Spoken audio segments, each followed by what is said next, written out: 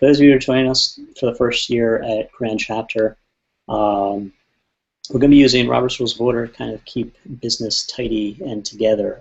This is going to be a little bit like your business meeting, but with about 200 of your closest friends instead of however big your chapter is. And there's going to be business going over Wednesday, Thursday, and Friday. So one of the things that we're going to be doing to try and keep this moving effectively, give everyone a chance to talk, listen to others, is we're going to be using Robert's Rules as you guys do. For the Grand Chapter, we're probably going to use a little bit more of a stricter, more robust version of Robert's Rules than you probably do at chapters. Might be a little laid back with some of the things that you guys do. So tonight we're just going to kind of walk through some of that stuff for those of you who have forgotten a little bit over the summer. Or for some of you chapters, if you don't use Robert's Rules regularly in your meetings, so this will be brand new to you guys. And we'll be doing that as well. So let me just see if I can...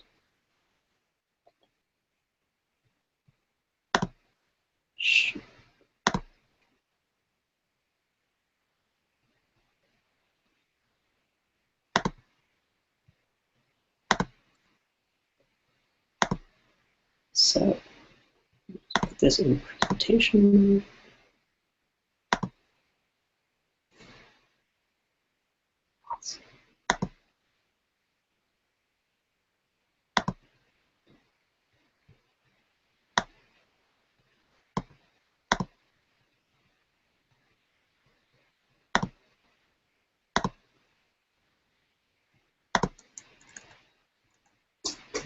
Right.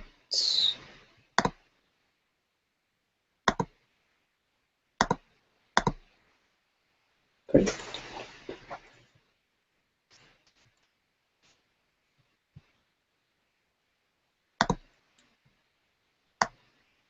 So, who is this Robert? This is something that your senior vice president put together over the years. Kind of give you some stuff. I'll tell you that he is on the end of this technical difficulty, as otherwise he'd be joining us in Rhina. So, Robert, Brigadier General Henry Martin Robert was once asked to chair a church meeting. Couldn't deal with all the unorganized bickering and tension and voices across the organization, so he created a system of procedures to help things run more effectively, and that's kind of why we use these rules named after this guy today. A little bit about this. I'm just going to go through this a little bit to catch up on time. There's some quotes from Robert's. Fantastic. So why do we have rules of order? This is largely to conduct business fairly. This is going to allow all members to have a chance to participate. We're going to have a little over about 145 chapters and association representatives on the floor. As you can imagine, if they all want to jump into a conversation, it's going to be a little bit disordered if there's not organization around how we're going to manage it. It's also going to allow as many possible viewpoints to be heard on the floor.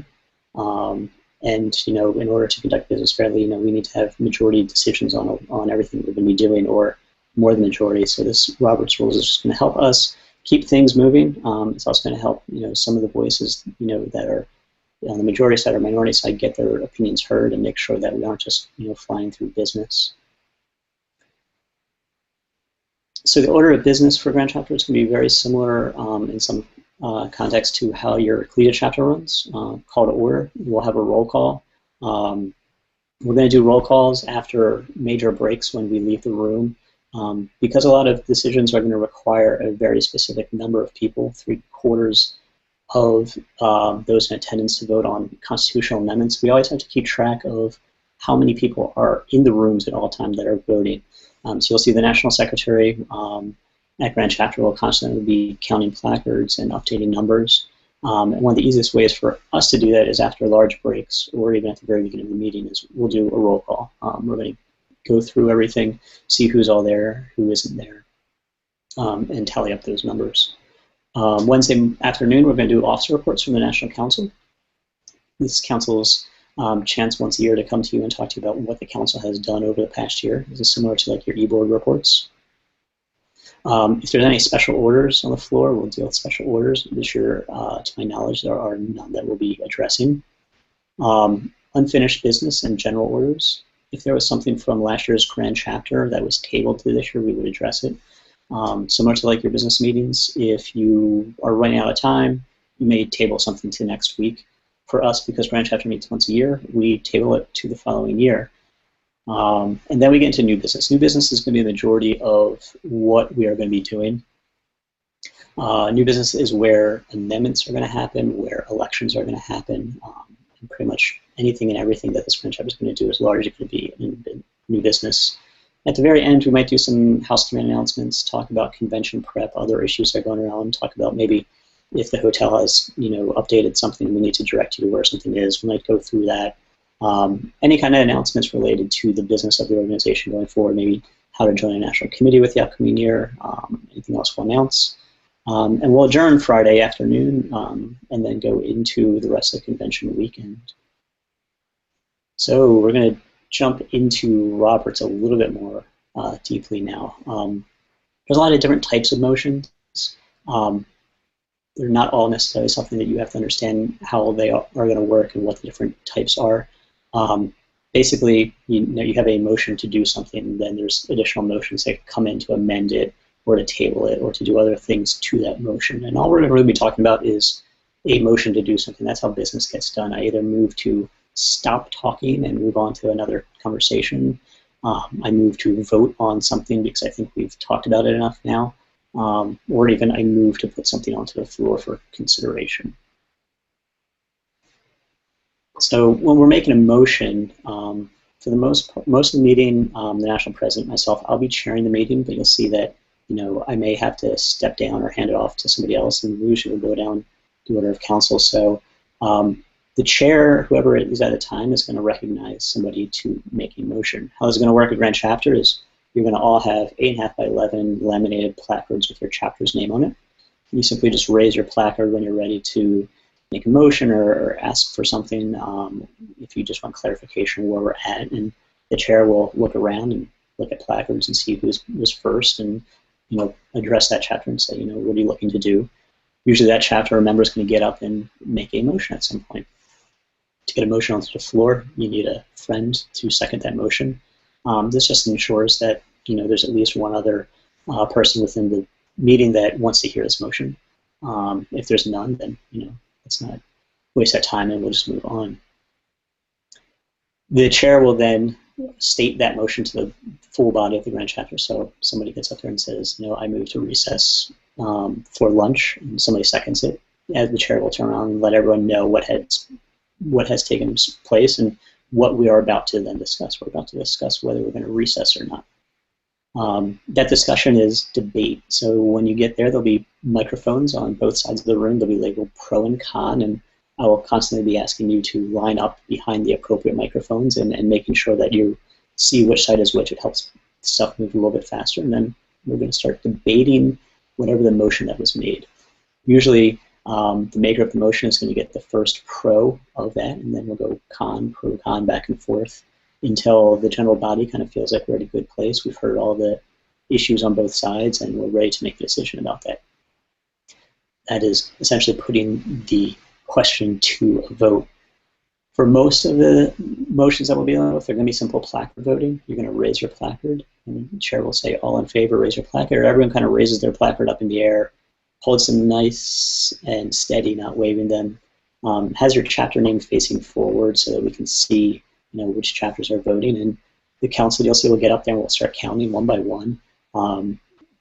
With 150 plus, it takes us a little bit of time to get through, and sometimes one placard might be blocking the other. So we're just going to ask you guys, hold it up, take your time. You'll see us walking around the room, trying to get a quick count and see where things are at. So we'll do this. We'll say, all in favor, please raise your placard, take a count. Great, put those down. All opposed to this motion, please raise your placard. Great, we'll take a count, put those down. And then any abstentions. If you do not want to vote, you don't feel that you can vote, for whatever reason, you can abstain from voting. We'll count those.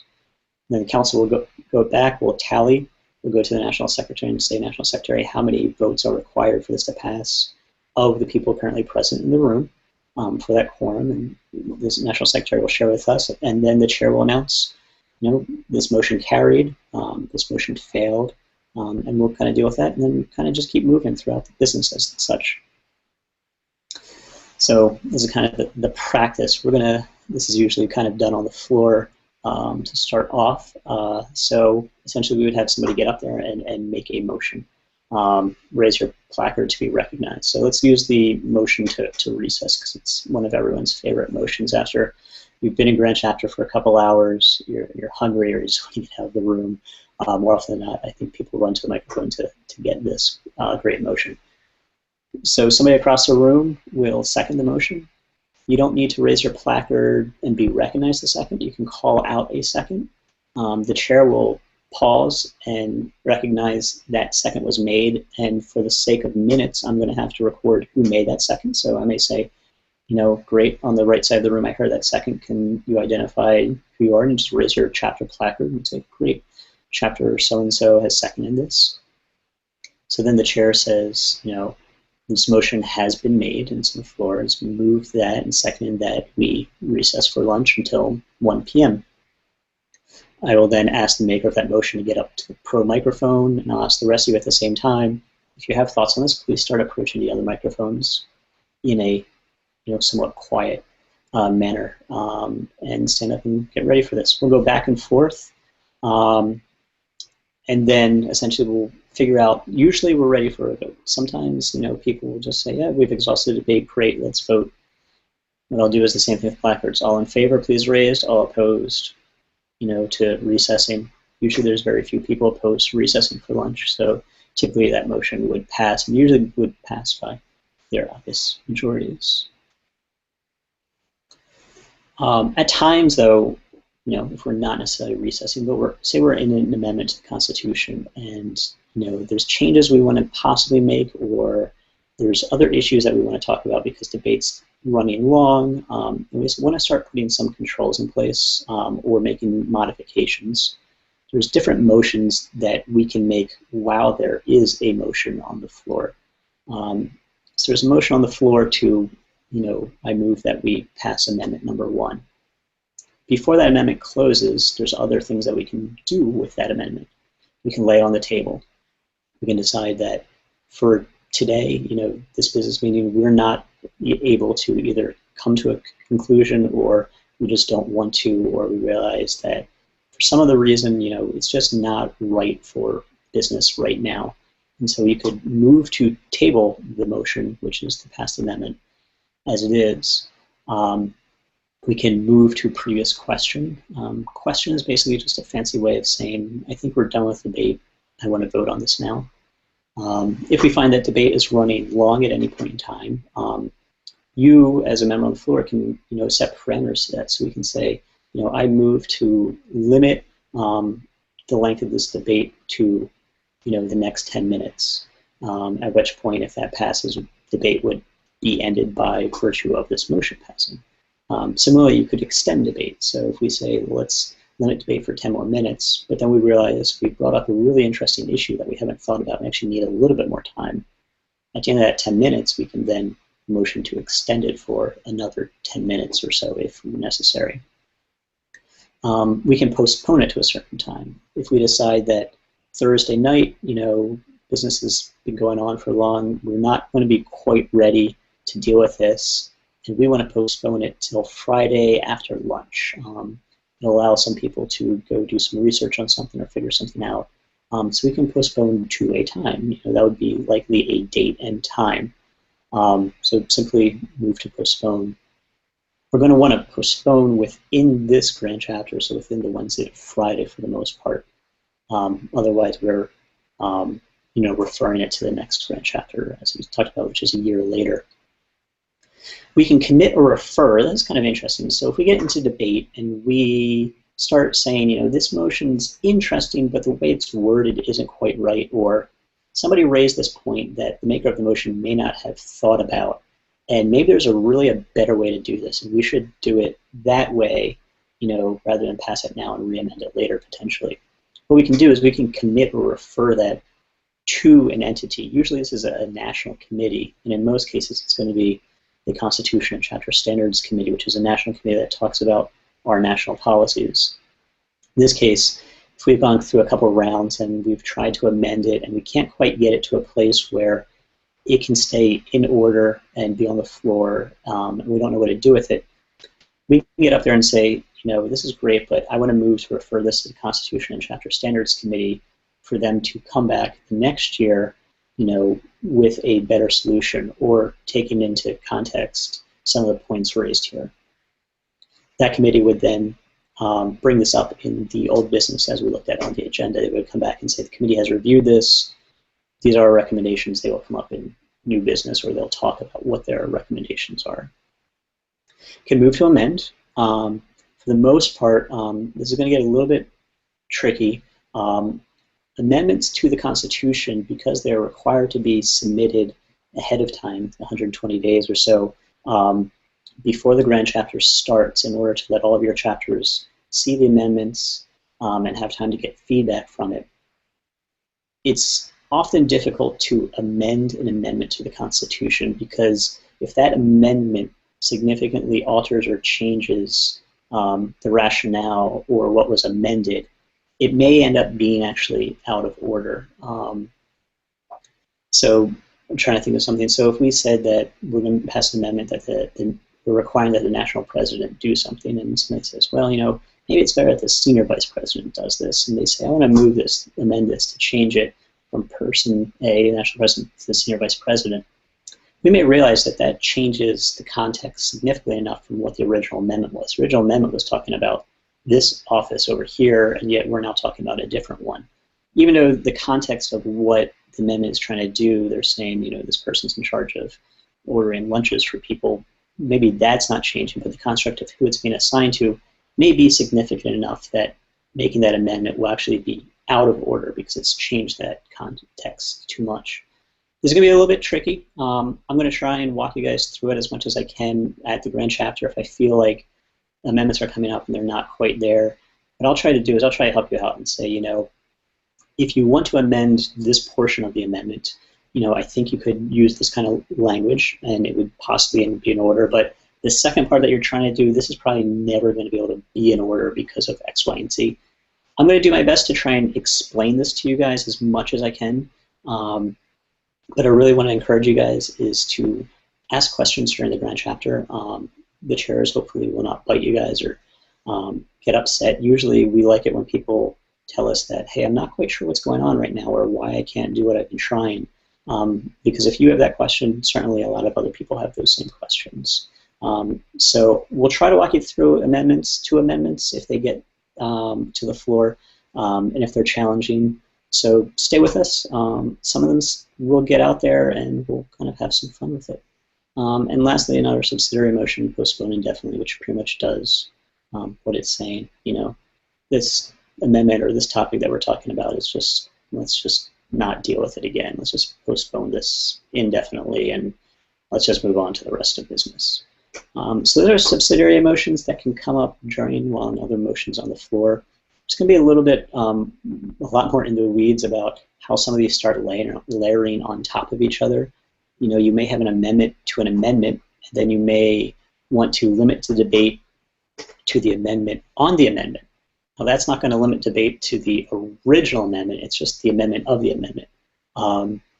When we start getting multiple layers inside, it certainly even tricks some of the best of us have been doing this for years. So we'll do our best to kind of stop every so often and say, here's where we're at. You know, we're talking about the motion to limit debate. We're not quite voting on the amendment yet. We're voting on this subsidiary motion. So for people that are new to Grand Chapter, the first day, and when we get in some of these, this is where, you know, it gets maybe a little bit intimidating, but I promise you after the first day, come Thursday morning, this stuff will make perfect sense, and you'll be moving just as fast with Robert's Rules as everyone else.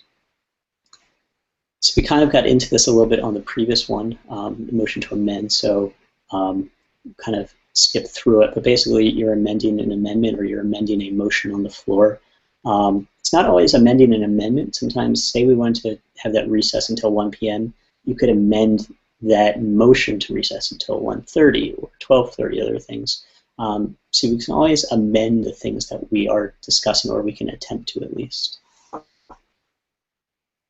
We talked a little bit about this previous question. So when debate's going on, and we either feel like a lot of people are starting to say the same things, sometimes chapters, you guys have certain rules that say, you can't restate a similar pro-con or debate issue that somebody else stated. Now, when we get into the size of grand chapters, sometimes it's hard to remember, was this issue brought up, or maybe there's a nuance to somebody bringing up a similar issue, but there's a change in how they're doing it.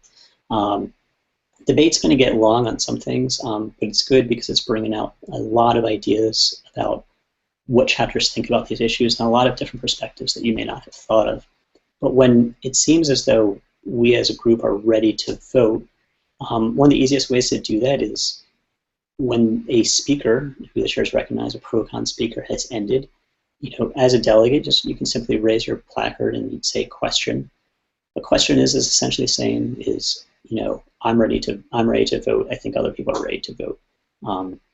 What the chair will say is, question's been called.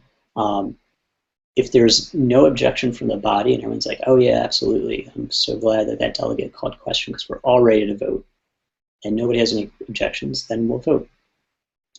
Now, the body does have a right to object to it, and this is kind of where the minority voice and the majority voice comes in and how Robert's Rules does some protections. If, there's a speaker at the microphone who's decided, we're trying to end this a little bit too fast and I have a really great point that hasn't been addressed yet, I'm not quite ready to vote, you can simply say, I object. And what that'll do is, usually the chair will say, I will now take another pro-con round and get that that person's thoughts in. Then the floor can actually make a formal motion to move to previous question. The motion to previous question can't be objected to, and all that is us voting on whether we should stop debate. So when we get into some of these motions, there's going to be several rounds of voting. There's a motion on the floor, then there's a motion to stop debate, which we might vote on. If that passes, then we vote on the motion that's on the floor. So as you can see, the layers start getting a little bit deep. Whoever's chairing the meeting, it's kind of going to be their role to kind of walk you guys through, but we'd really encourage all of you to stop, ask questions, and really help your neighbors out if you're an expert at some of this stuff. I've talked a bit about these before, so these are just ways of getting rid of what's on the floor. For whatever reason, it's not going to pass, or there's not enough information, or something else. Postpone indefinitely, postpone to a time, commit or refer often to a committee, or laying on the table. Privileged motions. So these essentially can somewhat, come up largely at any time in context of the discussion. They're not, we'll certainly use the adjourn and recess from time to time. But otherwise, these often aren't really necessary to be used in kind of the grand chapter formatting session. The one you may be familiar with is a question of privilege. It may be something that, this side of the room is just having a very difficult time, hearing the speakers on the other side of the room, and you may, rise to a question of privilege to, stop the meeting as is until, we can address this issue so that everyone can fairly hear this. You might have something similar in your meetings. You might talk about, heat in the room, like that's way too cold. You may want to, do other things with your meeting to just, kind of stop what's doing or stop your own kind of participation. When point of personal privilege, I need to step out for a bit. I'll be back. Incidental motions. So say incidental motions, if we're in the middle of discussions on the floor and you want to do something that really isn't one of the subsidiary motions we talked about, you're not ready to vote, but you need to do something else. You're trying to get some information or you're trying to figure something out that isn't really limiting debate or moving to vote on something. We can make incidental motions. Again, these can come up when a speaker has kind of finished speaking for the most part. Usually the chair is going to try and let them complete their thought, whatever reason they're talking, and then kind of take some of these other issues from the floor. So a request for information is simply a request for information from the chair of the meeting. We're talking about something and an issue kind of comes up and you're like, oh, I didn't know we need to do X, Y, and Z or something. you can make a motion, I want to request information on so-and-so, and the chair will say, please come to a microphone and speak, and you say, can I get more information about, why this topic is coming up or how the office has dealt with something, because I think we're really unfamiliar as the body on the floor about how this handles. Now, request for information is really asking for information you don't know. This has a tendency to try and be misused as a debate point to kind of bypass a debate line and ask a question that is really leading, point of like request for information. Isn't the speaker over there incorrect about so-and-so? Usually what the chair is going to do is they're going to step in and say, I hear what you're asking. I'm pretty confident that what you're getting at is kind of biased in one way or other, and I'd ask you to please approach a pro-con microphone and, bring that question kind of out in debate. But otherwise, if we were to change meeting rooms from Thursday and Friday, you can simply request for information before we recess. Where's tomorrow's meeting room going to be? Great example. It's purely a question that, already, you may not have that answer. You're just kind of trying to get additional information. Point of order is largely if you think that a speaker or something that we're doing is out of order. So say we were doing pro-con debate and the chair calls on a pro and then another pro and then another pro and just never goes to con for some reason. You can stop that and say, point of order, haven't we agreed that we're going to go pro-con? Shouldn't a con speaker speak next? Point of order can largely interrupt most discussion, but I would say, be polite and be courteous. If you don't need to interrupt but can wait until that person's finished, just get up and say, hey, point of order. For a lot of these things other than pro-cons, for points of information, for requests for point of order, for request for information, for a privilege motion, you can largely just kind of speak that, yell it out from the floor, from your seat, without having to get up to a microphone. And the chair will kind of work with you and say, you're trying to do what right now? And you can kind of talk it out and say, okay, great. Why don't you come up to a microphone and make that motion so I can help you? Or you say, I know what you're about to do. Let me tell you why. Right now we don't want to do this, but I'm going to come back to you in a round or two of debate. And so the chair is going to just kind of work with you guys through that to try and just keep things going in order. Chances are we kind of have an idea of what a lot of these things are going to be. If we see a lot of people dozing off, we might realize, yeah, they're ready for a vote. I hear you. We're going to come to, question in a second, so just hold on, and then we'll kind of readdress and say, your turn, please bring it up. Division is a way that we can count votes. If we do placard counting and it gets really, really close and we say, we need 75% and we got 76 out of 100 votes, and somebody's like, I'm not really sure that was right, we can call division during a voting period. And what that's going to be is that we're just going to then get down to the nitty-gritty of counting, explaining the actual numbers, not just saying in the opinion of the chair this motion passes or fails, but this motion passed actually 77 to 33 or whatnot, and that'll kind of give the breakdown of how close a vote was if necessary. And then we can take it a step further if we want. If we feel like a couple council members got really off numbers or it's too tight, one says it failed, one says it passes, we can then take it a step further and actually call for a roll call vote, which is kind of another layer of motion that we can do on this. We'll try to keep roll call votes to a minimum. If it's really that close, though, we'll ask for your courtesy and kind of sit down and be patient with us as we go through it, because we want to make sure that we're doing business appropriately and as by the book as possible. And then the last one on here is things to divide a question and consider in seriatim. These are two different ways that, say you have a very lengthy amendment and you want to consider, instead of debating the entire thing, we may decide, can we just consider the first section of this amendment first and get through that, and then let's consider the second part of this and get to agreement, and then let's go on to 3 and debate it in order but in chunks so that we don't get lost in the scope of this entire motion. Or what we could do is, if possible, we can split the motion into 2 motions and say, can we take section 1 as an independent motion and section 2 as an independent motion, And if they can pass independently of each other, we can consider that on the floor. But if they are relying on each other, we can't quite split it out for separate votes. But we could split it out for separate discussion points just to help things move along.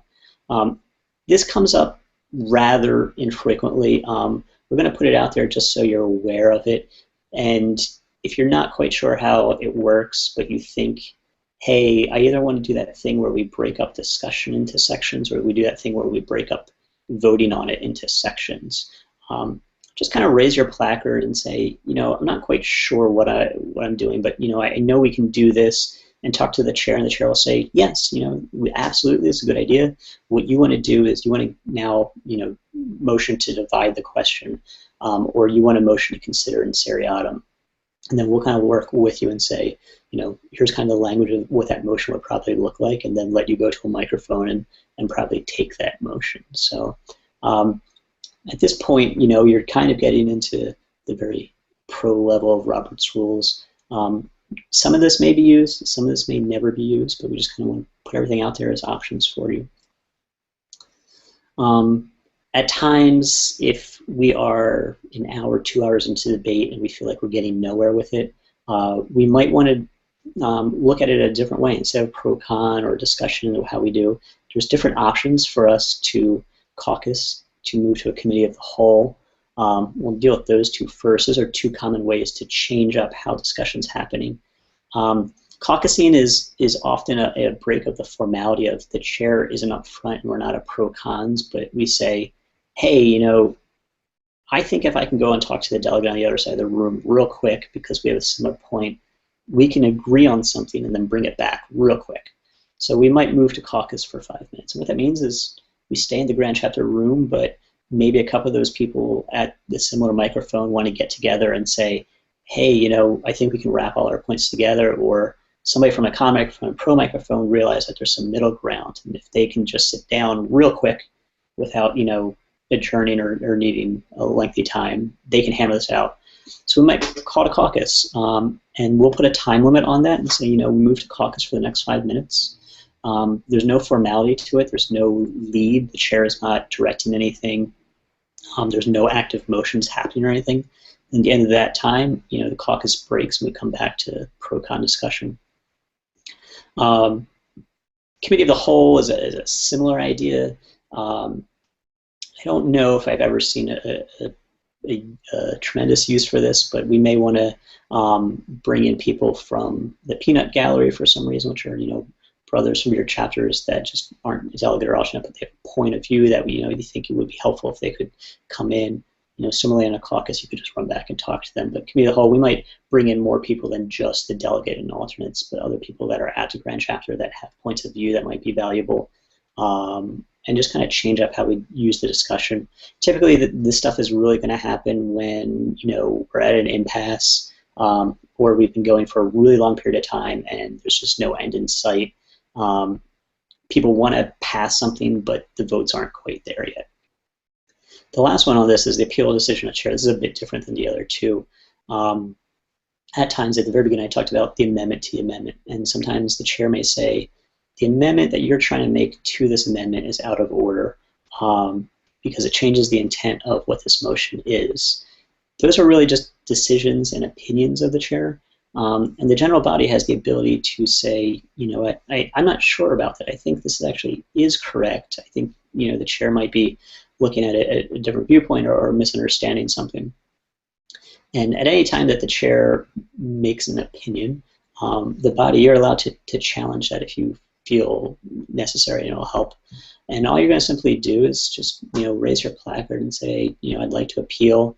The chair will say, great, please come to the nearest microphone, and you say, I'd like to appeal the decision of the chair on that last, decision that was made. And then what will happen is, if I am chair, I will step down because my opinion is being challenged, so I can't decide on this. Then either like the senior vice president or the vice president of finance or whoever's around will step in and chair this little portion.